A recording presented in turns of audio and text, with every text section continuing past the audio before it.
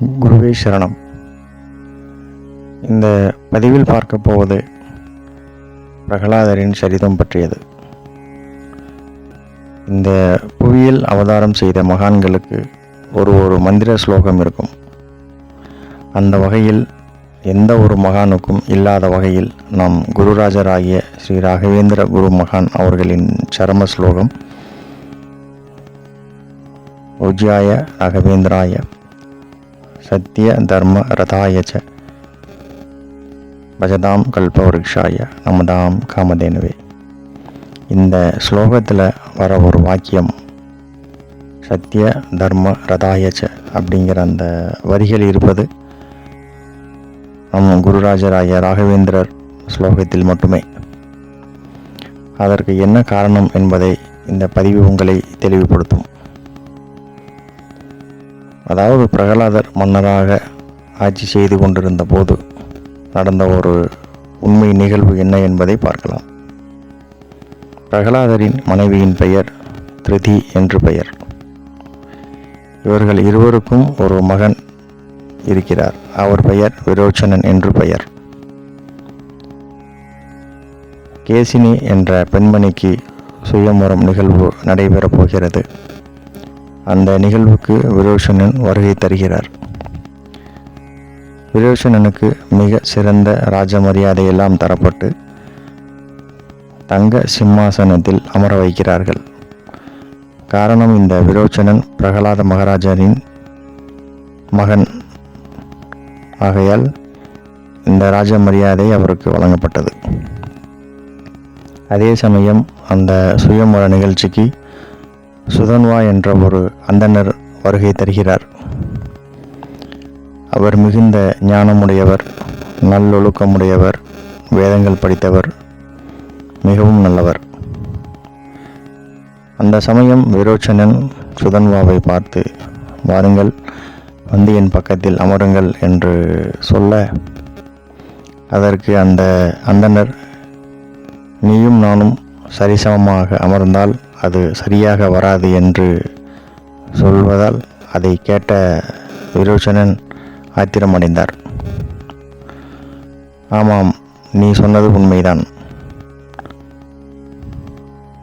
நானோ ஒரு பெரிய மகாராஜா பிரகலாதரின் பிள்ளை. நீயோ வெறும் அந்தணர். நீயும் நானும் சரிசமமாக அமர முடியாதுதான் என்று கர்வத்தோடு பேசினார் விரோச்சனன். வெறும் ஞானத்தை மட்டும் வைத்து என்ன சாதித்து விட முடியும் என்று ஏளனமாக பேசினார். பணம் காசுகளை வைத்து ஒருவரின் வாழ்வை எடை போட முடியாது. செல்வாக்கு உள்ளவர் எல்லாம் உயர்ந்தவர் என்றாகிவிடாது என்று கூறினார் விரோச்சனர். குணம், படிப்பு, ஒழுக்கம், ஞானம் உள்ளவர்கள் உயர்ந்தவர்களாக கருதப்படுகிறார்கள். நீ இருக்கும் இடத்தில் உன் தந்தையார் பிரகலாதர் இருந்திருந்தால் இந்நேரம் அவர் எழுந்து மரியாதையை செலுத்தியிருப்பார் என்று சுதன்வா கூறினார். ஆனால் நீயோ மரியாதை தெரியாமல் பேசுகிறாய் என்று பதில் கூறினார் சுதன்வா. மேலும் கோபமடைந்த விரோச்சனன், இப்போது இந்த சுயம்பரத்தை நிறுத்து. நீ பெரியவனா இல்லை நான் பெரியவனா என்பதை உறுதி செய்து விடலாம் என்று கூறி ஒரு நியாயமான மத்தியஸ்தரை அழைத்து தீர்ப்பு வழங்க சொல்வோம். பிறகு சுயம்பரம் நடக்கட்டும் என்று கூற அந்த அரங்கமே ஆடிப்போனது. இந்த போட்டியில் நான் ஜெயித்து விட்டால் என் செல்வம் எல்லாம் நீயே எடுத்துக்கொள் என்றார் விரோச்சனன். நான் ஜெயித்து விட்டால் என் உயிரை தருகிறேன் என்றார் சுதன்வா. என்னிடம் செல்வம் கிடையாது, தருவதற்கு என் உயிர் மட்டுமே உள்ளது என்றார். அப்போது விரோச்சனனும், அப்போ நானும் என் உயிரை விட்டு விடுகிறேன் என்று போட்டி மிகுந்த ஆரவாரத்துடன் சென்றது. சரி, அந்த தீர்ப்பு வழங்கும் மத்தியஸ்தர் யார் என்பதை முடிவு செய்ய வேண்டும். 2 பேருக்கும் பொதுவான நபர் யார் என்பதை தேர்ந்தெடுத்து அவரே தீர்ப்பை வழங்கட்டும். அப்போது சுதன்வா கூறினார், நாம் இருவரும் பிரகலாதரிடம் இந்த விஷயத்தை கொண்டு செல்வோம்.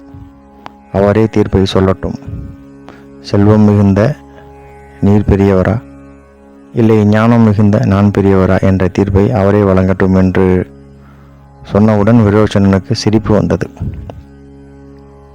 அட மடையா, என் தந்தையிடம் இந்த வழக்கை கொண்டு சென்றால் அவர் என் பக்கம்தான் தீர்ப்பு சொல்வார் என்பதை கூட தெரியாமல் இருக்கிறாயே, இதுதான் படித்த முட்டாள் என்பது என்று விரோச்சனன் நகைத்து பேசினார். அதற்கு சுதன்பா சொன்னார், உன் தந்தையை பற்றி உனக்கு தெரியாது. மிகுந்த பண்பு மிகுந்தவர், ஞானமானவர் என்று சொன்னார். என் தந்தை எனக்கு எதிராக தீர்ப்பு வழங்குவாரா? என்ன முட்டாள்தனமான யோசனை என்று சிரித்தான் விரோச்சனன். இப்போது இருவரும் பிரகலாதரை பார்க்க சென்றார்கள். சுதன்வாவை கண்டவுடன் எழுந்து நின்று சாஷ்டாங்கமாக நமஸ்காரம் செய்தார் பிரகலாதர். இதை பார்த்த விரோச்சனன் அதிர்ந்து போனான். நம் தந்தை எதற்கு இவர் காலிலே விழுந்து வணங்குகிறார் என்று குழம்பி போனார். சுதன்வா அழைத்து ஆசனத்தில் அமரச் சொன்னார். இல்லை இல்லை, நாங்கள் இருவரும் ஒரு தீர்ப்பை கேட்டு உங்கள் முன் வந்திருக்கிறோம்.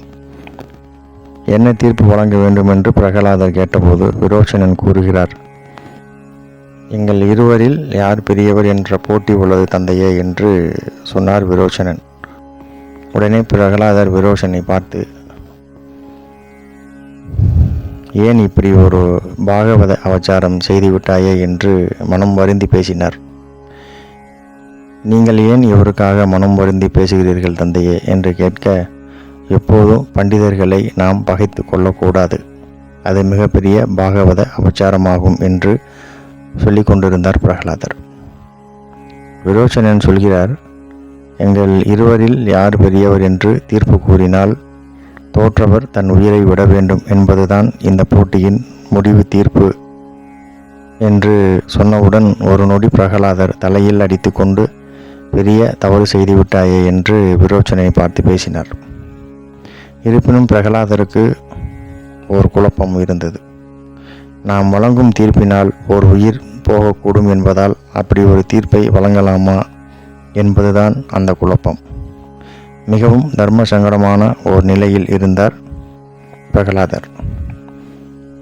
அப்போ அந்த சமயம் அவ்விடத்திற்கு ஒரு துறவி வருகை தருகிறார். அவரை பார்த்ததும் அவரை அழைத்து வாருங்கள், அமருங்கள் என்று தக்க மரியாதை கொடுத்து அமரச் செய்தார் பிரகலாதர். ஒரு தர்ம சங்கடமான நிலையில் உள்ளேன், தாங்களே இதற்கு ஒரு உபாயம் அருள வேண்டும் என்று துறவியிடம் கேட்டார் பிரகலாதர். அதாவது, நமக்கு வாழ்க்கையில் குழப்பம் வரும்போது உங்கள் முடிவை குருராஜரிடம் விட்டுவிடுங்கள். அவர் கூறுகிற பதிலை உங்கள் முடிவாக ஏற்றுக்கொள்ளுங்கள். இப்போது அந்த துறவி பிரகலாதரிடம் 3 விஷயங்களை சொல்கிறார். 1. பிரகலாதா, உன் பிள்ளையின் மீது அன்பு அதிகம் இருந்தால் வேண்டியதை கொடு, ஆனால் தீர்ப்பை தவறாக கொடுக்காதே என்றார். நியாயம் எதுவோ அதையே செய் என்றார். பாரபட்சமின்றி தீர்ப்பை கொடு, தவறான தீர்ப்பை வழங்கும் பட்சத்தில் நீ வழங்கிய தீர்ப்பில் பாதி பலன் உன்னையே வந்து சேரும் அப்படின்னு சொல்லி 2வது ஒரு விஷயத்தை சொல்கிறார். 3வது சொல்கிறார், பொய் சொல்லி ஒரு தீர்ப்பை வழங்கக்கூடாது. அப்படி பொய் சொல்லி தீர்ப்பை வழங்கினால் அவன் சந்ததி, செல்வம், புகழ், வளம் இவை அனைத்தும் போய்விடும் என்று சொன்னார்.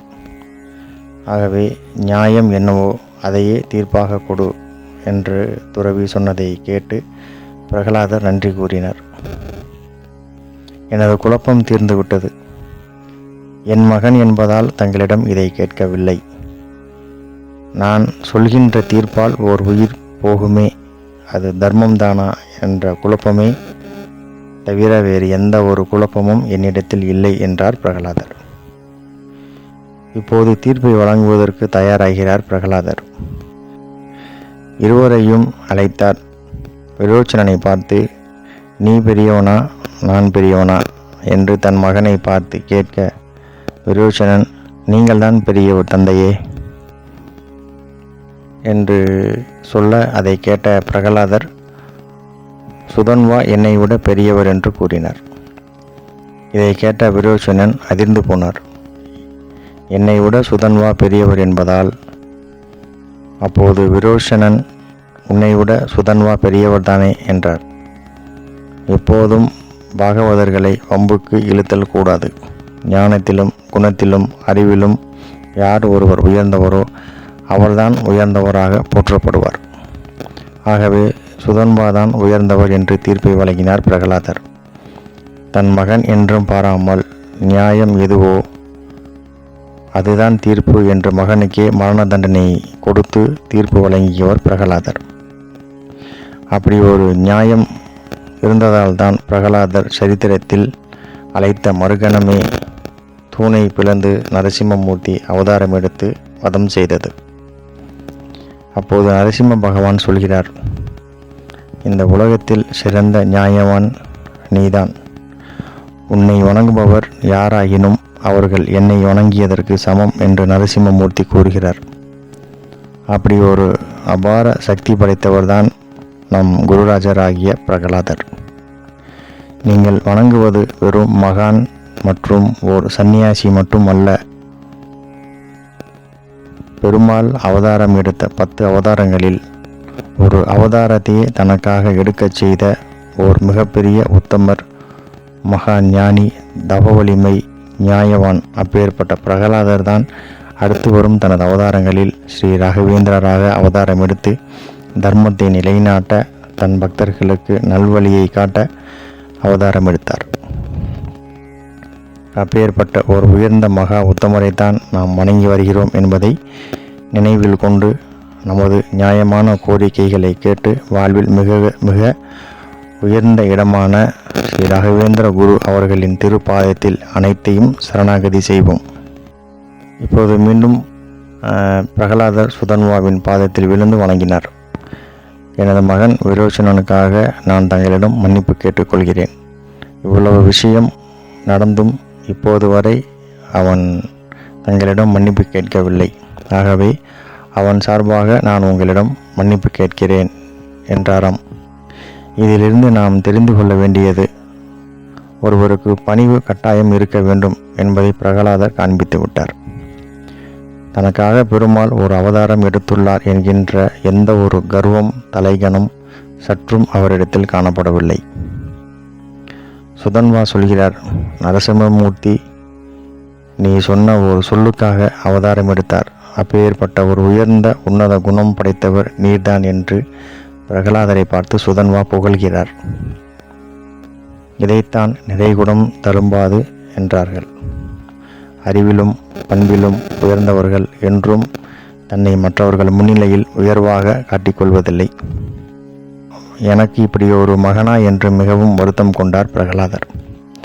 இப்போது பிரகலாதர் சுதன்வாவிடம் சொல்கிறார், என் மகன் உயிரை எடுத்துக்கொள்ளுங்கள் என்று சொல்ல சுதன்வாவோ, எனக்கு உன் மகன் உயிர் வேண்டாம், அதை வைத்து நான் என்ன செய்யப் போகிறேன், இனியாவது அவன் நன்றாக இருக்கட்டும் என்றார்.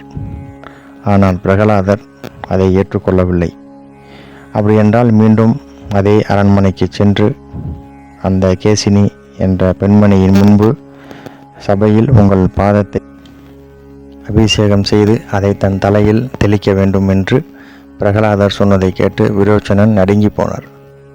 அதேபோல் அந்த சபையில் தங்க சிம்மாசனத்தில் சுதன்வாவை அமரச் செய்து அவர் பாதங்களை நீரால் அபிஷேகம் செய்து அதை தீர்த்தமாக அருந்தினார் விரோச்சனன் என்பது பிரகலாத சரித்திரம். இனியாவது உனக்கு நல்ல எண்ணம், நல்ல புத்தி வரட்டும் என்றார் பிரகலாதர். ராயர் மடத்தில் அவர் பாதத்தை அலும்பிய நீரை நம் மீது தெளித்து அதை தீர்த்தமாக தருவதன் அர்த்தம் இதுதான். இப்போது அறிந்திருப்பீர்கள், சத்திய தர்ம ரதாயச்ச என்ற வாக்கியத்திற்கு பொருள் என்னவென்று. நன்றி. இந்த பதிவில் உங்களுக்கு பிடித்த உயர்வான உங்கள் கருத்துக்களை கமெண்ட் செய்யுங்க. மீண்டும் அடுத்த ஒரு பதிவில் சந்திப்போம். நன்றி. குருவே சரணம். ஜெய் ஸ்ரீ ராகவேந்திராய நமகா. பக்தி என்ற ஓர் சொல்லில் என் ஜீவன் வாழ்கிறது. பகவானே உனதருளில் என் உயிரும் அசைகிறது. பகவானே உனதருளில் அசைகிறது.